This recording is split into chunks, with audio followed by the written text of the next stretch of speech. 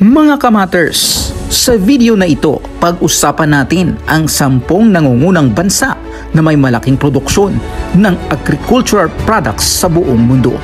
Kasama kaya ang bansang Pilipinas rito? Kung bago lang kayo mga kamatters sa ating YouTube channel, paki-subscribe, paki-click ng notification bell para lagi kayong updated. Tayo na mga kamatters at pag-usapan natin ang 10 mga bansang ito.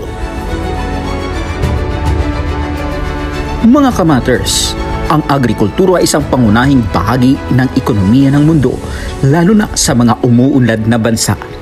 Ang agrikultura ang pangunahing pinagkukunan ng kita, trabaho at pagkain ng karamihan. At sa ibang bansa, ito ang katuparan ng mga pangarap ng karamihan dahil tinutupad nito ang lahat ng pangunahing pangangailangan ng bawat tao.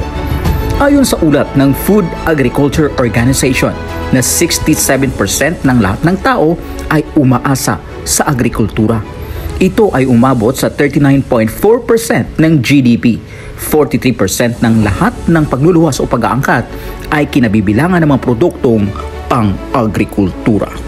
Mga kamatters, sa video na ito, 10 sa mga nangungunang bansa sa buong mundo batay sa dami at iba't ibang produksyon ng pang-agrikultura ay ang mga bansang China, United States, India, Brazil, Russia, France, Mexico, Japan, Germany at Turkey.